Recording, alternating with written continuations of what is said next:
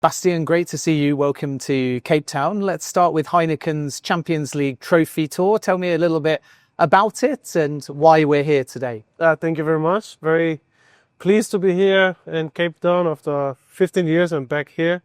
And here with the Heineken Trophy Tour. Obviously, you can see the trophy. It's traveling around the world. And now we are here in Cape Town and to bring the trophy close to the real hardcore supporters, which is a unique opportunity to be that close to the trophy and have a nice exchanges about football, talking about the passion as well for football, and looking forward to meet the people. The fans can get close, but they can't touch the trophy. Why is that? Well, they can touch the trophy, but I don't know what is the punishment for it. Yeah, it's kind of a rule that only the people who won the trophy are allowed to touch it. So, and unfortunately, the supporters are not allowed to touch it, but they can go as close as possible, and that will be fine. You can lift it though, because you are a UCL winner. And it's a very interesting story because you came close to potentially lifting the trophy in Germany. You didn't. And then you go to Wembley Stadium and you do. That's correct. Luckily, I had the chance then in 2013 to lift the trophy. Obviously, it would have been nicer to lift the trophy in Munich, in your hometown. But we managed a year after to win the Champions League at Wembley, which is also a unique place to lift the trophy. And especially we were facing Borussia Dortmund, our biggest rival in that period of time in Germany. So it was a German final, and to be able to lift it was a fantastic feeling. So after two losses, 2010 and 2012, then finally to lift the trophy, yeah, it's a special feeling and a great memory, obviously. Talk to me in a bit more detail about the heartache that came before, particularly against Chelsea. Yes, exactly. So especially the game against Chelsea was tough to swallow, you know, because like we were the dominating team, but somehow someone decided to let the trophy go from us and bring it to London, to Chelsea. I still don't know how we could manage to lose that match, but you know, for us it was like every time next year we were having those Champions League matches and the anthem started. We always had that pain in our body from the defeat against Chelsea, and it kind of motivated us and pushed us through the next Champions League season. And I think we very much deserved to win that trophy then in 2013. Heineken's campaign is all about hardcore football fans. Has your perspective of the football fan changed from a player where you're hero and villain to somebody now that is a pundit and you're consuming football in a slightly different way? Arguably now you're a fan rather than a footballer. It's different, definitely. I mean, you don't have that kind of pressure anymore. It's more joy, but you stick to the game. You stick to your love of the game very much close. But I must say, as a player, I always appreciated very much to play in front of a huge crowd, like 80,000 people in the stadium, and I knew that also many more are watching the matches.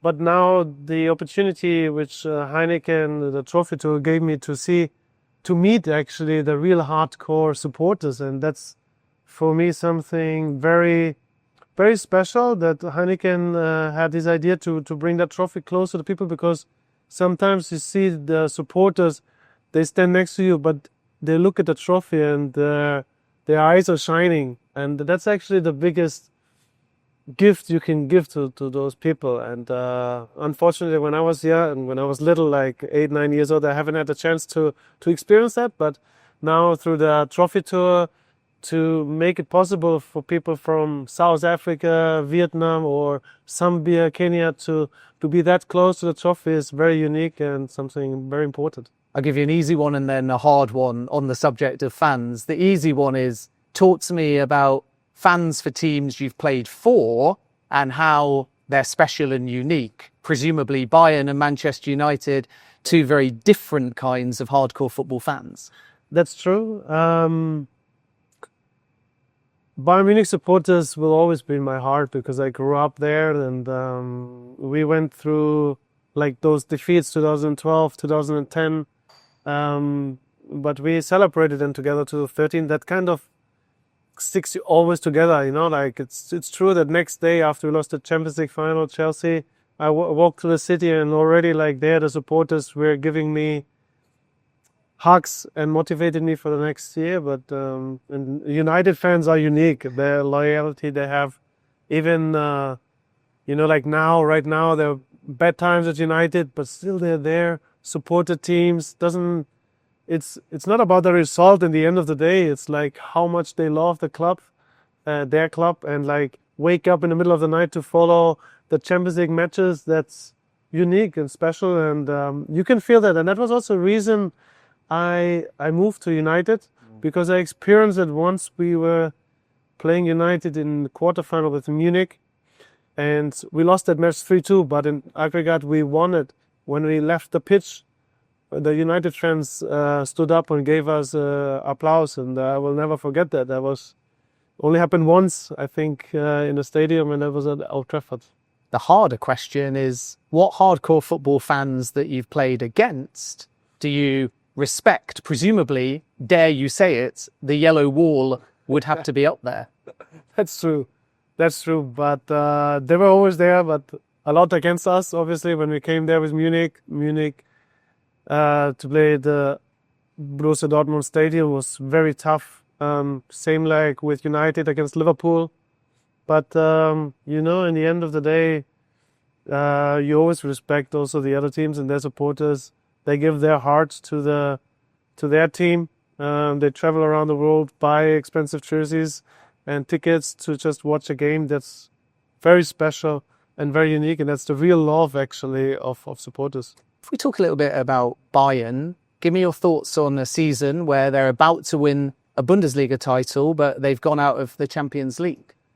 Yeah, unfortunately, it was a big dream to be part of the Champions League final in Munich. Unfortunately, they couldn't manage it. I think the first game in Munich, the second goal from Inter Milan decided in the end of the day the duel.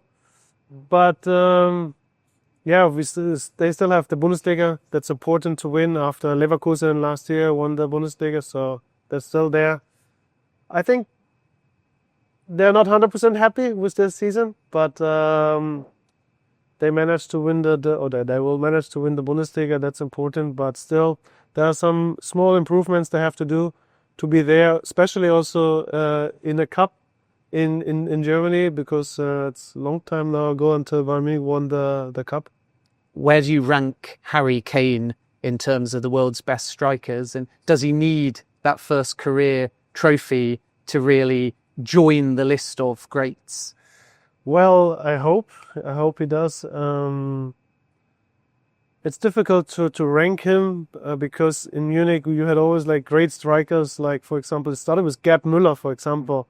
And then other great strikers following up, and they all won like the big trophy. And so I wish that Harry can maybe next year experience to lift that trophy with Munich. That would be fantastic. Obviously, he scores goals, very important goals, and he has a great impact also on the team and on the spirit. But in Munich, obviously, they charge you when you lift that trophy, or at least be in the final. You know, that's also very important. Thomas Müller is leaving Bayern. Put his legacy into words. Him as my friend, I must say, like, it was always great having him around. So on the field and off the pitch, he was had always this determination to be better, to find the last 2-3% which are needed to win a trophy. If it's a Champions League or the World Cup, for example, he was there, and that was always great. I don't know what he will do next, but it was great to share the pitch, the time on the pitch with him. I must say that sometimes when you have him around, he's called Radio Müller. It's 2-3 weeks of vacation is not enough to recover from him after a long tournament with the national team. But I always had a great memory with him, and looking forward to play golf with him a lot. How is his golf? Yeah, it's good. It's a little bit wild sometimes, but he can play very well. Depends on which course we play, but it's always fun. There's always something happening. Either we lose 5 balls after 4 holes, or it's going in the right direction. And if we talk about one of your other clubs, Manchester United, what have you made of life under Ruben Amorim?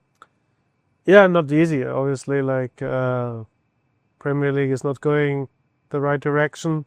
For me personally, I mean, I always had a great relationship to the United people and also to the supporters. I wish them all the best. I think personally that the club needs to have those former players in a high position, like same which other clubs are also doing, involving those like Rio Ferdinand, Ryan Giggs or Wayne Rooney. I think that's always an advantage if you have those kind of people up there, to that they also experience like on the pitch what you need, what is the, to be on the top is something different to just be good, and I think when you have those kind of characters, personalities up there, it would help the club. So maybe that could help the club to get better and turn it around. How hard is it from personal experience walking into a club of Manchester United's stature, even having moved from Bayern? Well, for me, it was the first club I played for after Munich. So it was for me personally in the first week a little bit strange. But they all welcomed me very well, and I settled in well. I had a great time with the players, their staff, supporters, always very well respected, and I enjoyed it. Obviously, I wanted to stay longer and win more titles. I mean, we won the FA Cup, and we came 5th in the first season with Louis van Gaal. But I would have loved to play more for United, especially at the Old Trafford. Is it just a case of manager comes in like Jose Mourinho and they have to have a difficult conversation, even with an experienced player like yourself? Yes, obviously, maybe he didn't see the whole picture as well, like from my perspective, but we had always a respected conversation. And for me, the most important is that there's nothing in between us, like when I see him, I rank him as one of the best managers. What he achieved in his career with the teams is like outstanding. And I always had a good relationship with him. So obviously we both would have wished it would be a little bit different, but he also had to decide certain way. But obviously, in my perspective, there was not always the truth on the table. And what have you made of Marcus Rashford's situation? Well, I remember him quite well when Louis van Gaal brought him and Jesse Lingard to the first team, and like you could immediately see the talent he's got, the cheekiness as well, I must say, speed and technical things.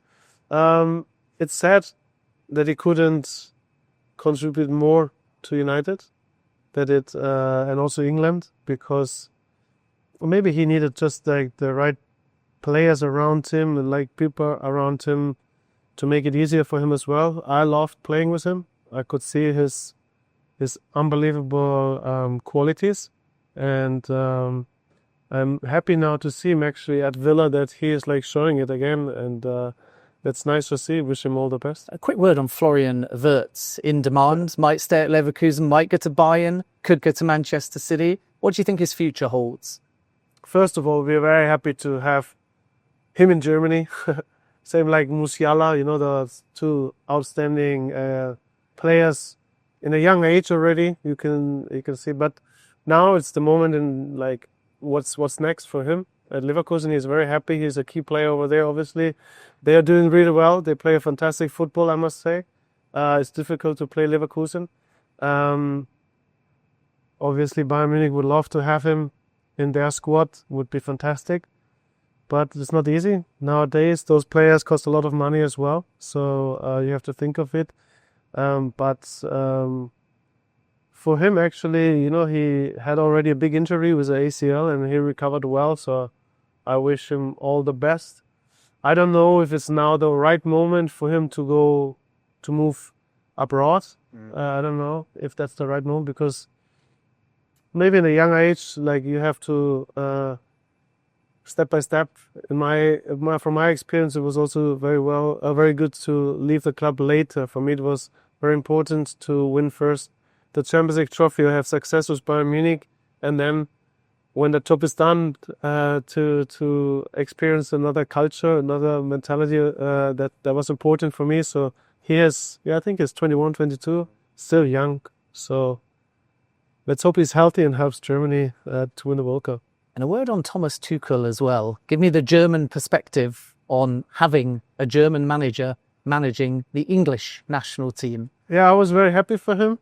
I must say I appreciate him as a coach very well, even if I never played, for him, but I had conversations with him about football, and that's just fantastic, like, to listen to his ideas and how he sees the personalities as well. In Munich, it didn't match 100%, like, for sure. There were some mistakes from his side or other people's side, but when you look at him, what he has done at Borussia Dortmund, at Mainz 05, at Chelsea, or at Paris Saint-Germain, that's amazing. All the teams became better, and especially to lead a group like in Paris he had, it's not easy.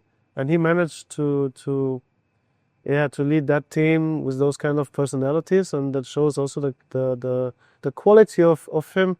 And I'm happy he's the coach of England. I wish they could win a trophy, even if I must say Southgate was doing a fantastic job. I mean, reaching the finals, and that's not easy, or reaching a Champions League final. We have done it between 2010 and 13 in 4 years, 3 times to reach a final. It's not easy. Or in a national team to become semi-final or final, that's not easy. So expectations are very high, but he is the one where I think it can happen that England win the trophy.